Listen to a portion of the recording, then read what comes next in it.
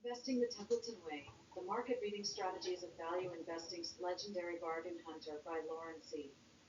Templeton, Scott Phillips. Today's audio features the book Investing the Templeton's Way. In the global investment world, Templeton is revered as a master by many, and Forbes magazine calls him one of the most successful fund managers in history. How successful? If you had invested $10,000 with him in 1940, 50 years later, that amount would have grown to $55 million. How did Templeton achieve this? Throughout his 70-year investment career, he consistently applied a unique investment approach, which can be described as an open secret. However, its specific operational details require work to implement. This approach is famously known as the contrarian investment strategy. So, what is contrarian investing? Let me give you a simple example to illustrate. After the 9/11 terrorist attacks, there was global panic and the U.S. stock market was suspended for a few days before resuming trading on September 17th. On that day, the market plummeted, with many people selling off their holdings at any cost. But at this moment, Templeton started buying shares in the plummeting airline industry, betting that the government would not let the airlines collapse. 6 months later, the number of companies he purchased increased by 72%. You see, contrarian investing is all about going against the crowd during times of extreme pessimism. The concept of the point of maximum pessimism is key to contrarian investing. As Templeton vividly explained, when 99 out of 100 people have given up, that's the core of contrarian investing. This book, written by John Templeton's grandniece and her husband, provides detailed accounts of Templeton's life and the numerous classic cases of his contrarian investments. From these cases, you can understand the logical foundation of contrarian investing, how to identify the point of maximum pessimism, and how to buy when others are pessimistic courageously. This book is a biography of John Templeton and a lively, practical guide to contrarian investing. In the next section, I will detail Templeton's methods for achieving outstanding investment performance, broken down into three key concepts. The first is bargain hunting, the second is global investing, and the third is bull short selling. Let's start with the first key concept, bargain hunting. If there is one term mentioned most frequently in this book, it is bargain stocks. In this context, bargain stocks do not simply refer to the low absolute price, but rather a relative concept, meaning stocks whose market prices are significantly below their intrinsic value. Templeton's long-term investment success was due to his ability to seize numerous opportunities to invest in bargain stocks, earning him the nickname Bargain Hunter. How did he develop this unique investment style? The book says that his childhood experiences profoundly influenced his investment style. In the 1920s, when John Templeton was under 10, his father, Harvey Templeton, was a lawyer with an office on the second floor of a building next to Winchester Town Square. The town frequently held farm auctions in the square. Whenever there were no bids at the auctions, Harvey would quickly walk down from his office and place a bid, usually buying the farms at meager prices. By the mid-1920s, he owned 6 properties. You might wonder why there were no bids at these auctions. Was it because the locals lacked insight? Not quite. There were important reasons behind this, such as information asymmetry between buyers and sellers. Moreover, auctions were often influenced by participants' emotions. For instance, market participants' pessimism could result in no bids during economic downturns. Therefore, these auctions usually provided opportunities for prepared individuals to pick up bargains. In a word, a valuable farm could be bought at a meager price simply because no one else bid on it. This childhood experience left a deep impression on Templeton. It proved to have a lifelong influence on him. In adulthood, Templeton consistently applied this bargain hunting mentality. For example, when he and his wife moved to New York shortly after their marriage, they furnished their entire 5-room apartment for just $25. Templeton applied this mindset not only to his personal life, but also to buying stocks. In 1939, the U.S. economy was recovering from the Great Depression. Templeton believed this economic recovery would lead to a boom in all industries, presenting a great investment opportunity. However, he did not have much money then, so he borrowed money from his former boss to buy all the stocks trading for less than $1 on the U.S. stock market. This was a meager price, indicating the stocks were worth little. Why buy the lowest priced stocks? Templeton believed that during an economic recovery, the stocks of the least efficient companies would experience the most dramatic increases, meaning they had the most outstanding price elasticity. His idea received support from his former boss, who lent him $10,000. Templeton then bought all the stocks priced under $1 on the U.S. market, totaling 104. His prediction proved correct. Within a year, he repaid all his loans. He gradually sold his stocks in the following years, turning the initial $10,000 investment into $40,000, a threefold increase. Ultimately, only 4 of the 104 stocks he bought failed. This initial success gave Templeton's long investment career a remarkable start. It sounds simple. However, the method behind this seemingly simple operation is quite complex. You could quickly go astray if you need help understanding the key points. Let's examine these key points. The first key point is judging the overall trend. In 1939, the U.S. economy had already started to recover from the depths of the Great Depression, and Roosevelt's New Deal was underway. Although there were still difficulties, the momentum of economic recovery was unstoppable. The second key point is the core concept of low price. As mentioned earlier, the term bargain stocks in this book doesn't refer to meager prices, but stocks are significantly undervalued relative to their intrinsic value. Why did Templeton not use complex methods to calculate the company's values during this operation? Instead, he used a straightforward indicator, stocks priced under $1. As previously mentioned, people experienced the Great Depression and experienced extreme pessimism for a long time. The low stock prices fully reflected this pessimism. At this point, selecting the lowest priced stocks could capture the most outstanding price elasticity during economic recovery and renewed confidence. Let's look at a specific example.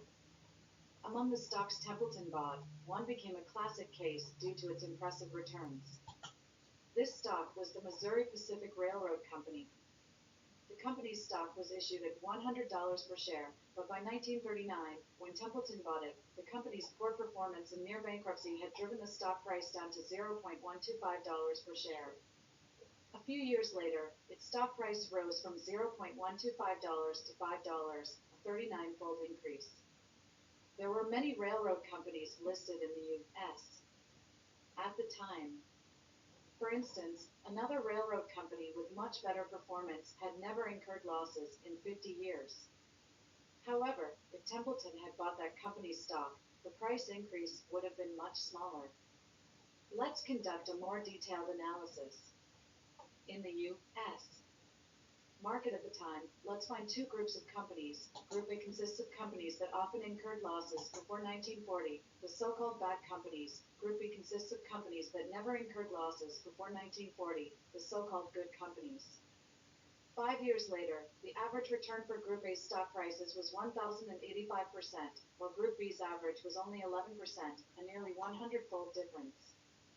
Although the book's statistics are not comprehensive, and the 100-fold difference may not be entirely scientific and rigorous, this analysis highlights an important principle. At the point of maximum pessimism, investing in poorly performing companies can yield much higher excess returns than investing in well-performing companies. Bad companies are more susceptible to the public's pessimism, making them more likely to be undervalued. The third key point in Templeton's strategy is the holding period. After buying stocks, he did not hold them for just a few months. His average holding period was for years, allowing ample time for the stock prices to recover. For years was also the average holding period throughout Templeton's entire investment career. It further demonstrates that the contrarian investment method requires a relatively long time to be effective and is unsuitable for short-term trading. The fourth key point is sufficient diversification. Although the initial capital was $10,000, Templeton bought 104 stocks, averaging less than $100 per stock. Such diversified investment seems contrary to the value investing principle of concentrated holdings. Why is that? The difference between Templeton's diversified investment and Buffett's concentrated holdings will be explained later. Here, I'll give you a hint. When Templeton made his purchases, he only considered one indicator, stocks priced under $1, meaning he did not conduct in-depth research on the fundamentals of the companies he bought. Therefore, diversifying risk was crucial in this investment, ensuring that all eggs were not put in one basket. Years later, 37 of the 104 companies went bankrupt. Of course, by then, Templeton had already sold all the stocks, so it did not affect him. Next, let's move on to today's second keyword, global investing. In November 1954, Templeton founded the Templeton Growth Fund, pioneering global investing. Forbes magazine called him the father of global investing. Today, global investing seems quite normal to us, but it was a groundbreaking concept back then. At that time, people generally believed that the United States was the most important country and that the U.S. stock market was the best investment market. They saw no need to buy stocks from other countries. His mother greatly influenced Templeton's courage to invest globally in such a conservative environment. Templeton's mother was a rare woman with an adventurous and pioneering spirit during those times. When Templeton was 12 years old, his mother took him and his brother on an expedition from the northeastern United States, camping along the way, cooking their meals, and visiting various sites and museums. This adventure profoundly impacted Templeton, instilling in him the belief that culture and geography are boundless. Templeton's mother's adventurous spirit and global investing were perfect matches for his investment approach of hunting for bargain stocks. First, global investing significantly enlarges the pool of potential bargain stocks. If you only look for bargain stocks in the United States, you have about 3,000 stocks. However, if you extend the scope globally, you may have at least 20,000 stocks. Second, at the same time, different countries may have entirely different outlooks and public sentiments, sometimes even displaying a cyclical pattern of ups and downs. If you want to capitalize on opportunities created by pessimism and negative sentiment, comparing and switching between countries will bring more and better investment opportunities. Third, investing in bargain stocks means that the stock price might drop for a while after you buy. In such cases, a sufficiently diversified investment is crucial for risk control. Investing globally naturally allows for greater diversification. These are the theoretical benefits of global investing. Let's look at a practical example of how Templeton made significant profits in the Japanese stock market. After World War II, Japan became a defeated country, with its economy at rock bottom, slowly recovering amid extreme pessimism among its citizens. However, even by the 1950s, Japan was still viewed as a low-income manufacturer of cheap goods, not taken seriously on the world stage. But while the public had not yet noticed Japan, Templeton had already turned his attention to the Japanese stock market. As early as the 1950s, Templeton found an English-speaking broker in Japan and invested his savings in Japanese stocks. In the 1960s, Japan's economy entered a rapid growth phase. In the early 1960s, Japan's average economic growth rate was 10% compared to about 4% in the United States. However, in terms of stock market valuations, the Japanese stock market's average price earnings (PE) ratio was about 4 times. In comparison, the U.S. stock market had an average PE ratio of about 19.5 times. The lower the PE ratio, the lower the stock's valuation, meaning the stock is cheaper. In other words, Japan's economic growth rate at that time was 2.5 times that of the United States, but many Japanese stocks were valued 80% lower than American stocks. The reason for such low stock prices was the prevailing prejudice against Japan. Japan was a defeated nation, producing only cheap small goods, and would never catch up with the United States. Under this mainstream prejudice, Japan presented many bargain stocks, precisely the investment opportunities Templeton had dreamed of. In the early 1960s, Japan lifted restrictions on foreign investors' capital flows, and Templeton immediately invested his managed fund in the Japanese stock market. Over the 30 years following Templeton's initial investment in Japan, the Japanese stock market index saw a staggering rise, with the Tokyo Stock Exchange's TOPIX growing 36 times. Templeton's fund made significant profits in the Japanese stock market. By the late 1980s, Templeton withdrew most of his investments from Japan as the Japanese stock market entered its final frenzy. It was because, with the influx of international capital, Japanese stock valuations had become very high, and by comparing with other countries, Templeton found better bargain stocks in Canada, Australia, and the United States. It reflected Templeton's important strategy for selling stocks. When should you sell a stock? Templeton answered, when you find a better stock to replace it. It fully demonstrates the benefits of global investing. If you only invested in the U.S. stock market during the same period, your returns would be far lower. Let's look at a specific number. If you had invested $10,000 when the Templeton Growth Fund was established in 1954, by 1992, that $10,000 would have grown to over $2 million. This fund's investment strategy was bargain stocks plus global investing. If, during the same period, you only invested in the U.S. market based on the S&P 500 index's growth, your $10,000 would have become $100,000. It shows the immense power of the bargain stock strategy combined with global investing.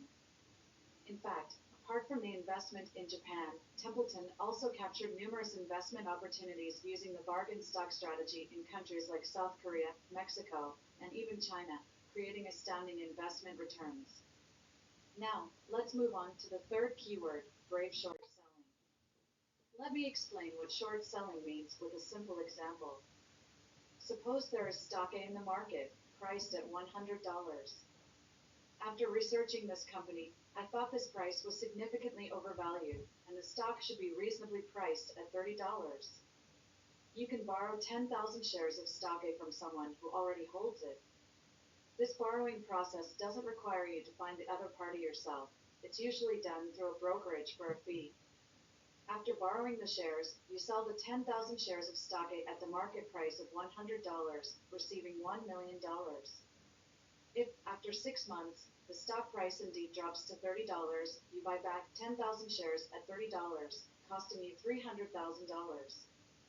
You return these 10,000 shares to the original lender, concluding the short sale. Notice that you received $1 million from selling the shares and spent $300,000 to repurchase them, making a profit of $700,000 after deducting some fees. The key to short selling is predicting that the stock price will fall. The more it drops, the greater the profit. Let's see how Templeton skillfully used short selling to make money. Let's rewind to the end of 1999. At that time, NASDAQ Internet stocks were at their peak, and people were into internet content stocks. Yeah, this is Eli with Brighthouse. It's solar installers. Back then, a startup Hey, so we entrepreneur got the inspection yesterday. The inspector passed it. to see its valuation But like I gave him the traditional value this form that's investors the like certification for saying that you guys have smoke and carbon monoxide detectors installed. in December 1999, And the inspector's saying that we didn't give it to him, so we obviously we don't have it. But I was gonna fill out a new one. It was mocking Buffett for being too conservative and out of touch with the new era. By December 1999, the average PE ratio of the NASDAQ had soared to an incredible 151.7 times, like an out-of-control train. Just as the market was at its craziest, Templeton was ready to act, this time planning to short a bunch of tech stocks. Here's a reminder of the extent of carry significant risk. The property has smoke alarms listed in accordance with the local laws, installed in accordance with manufacturing instructions. Yeah, it's just they have that on there and show that you guys have smoke and carbon monoxide detectors. Okay. Sure. So I was just gonna sign it on here and just wanted your permission to do so. Once the 6-month period Okay, ended, sure, they could sure. Sounds good. Then we'll get that done and then we'll get the system turned on shortly, okay? Okay, thank you. Alright, yeah, no worries, take care. So once Thank you. the Bye-bye. 6-month lockup period ended, many executives would likely sell their shares, triggering a chain reaction that could lead to further stock price declines. Thus, he devised a well-thought-out short-selling plan. First, Templeton selected tech companies whose stock prices had risen more than 3 times their IPO prices. Then, 11 days before the lockup period ended, he began short selling these stocks, waiting for the executive selling to trigger further price declines potentially. He found 84 such companies and shorted $2.2 million worth each, totaling $185 million. Shortly after he began shorting, in the second week of March 2000, just after the Nasdaq index hit a new high of 5,132 points, tech stocks started to plummet. It was just the beginning of a massive crash. Within less than a year, the Nasdaq index tapped, and many of Templeton's shorted stocks dropped more than 95%. Yes, you heard right, they fell by 95%.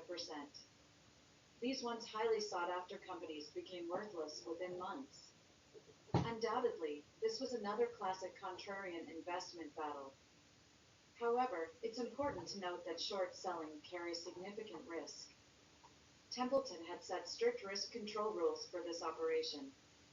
He first set a threshold. If the shorted stocks didn't fall but surged past a certain level, he would quickly buy back the shares to close the trade. Additionally, if the short sale was profitable, he set two conditions to end the trade if either was met. The first condition was if the stock price dropped 95% after shorting. He would then buy back the shares to end the trade, a strategy known as taking profit. The second condition was if the PE ratio of the shorted stock dropped below 30 times based on earnings over a year. It meant that the initial reason for shorting, overvaluation, was no longer valid, thus ending the trade. It concludes today's third keyword, brave short selling. Short selling is generally considered a high-risk operation in the market, and many value investors don't engage in it. However, there are substantial opportunities here as well. With solid risk control, Templeton showed us what a beautiful short sale looks like.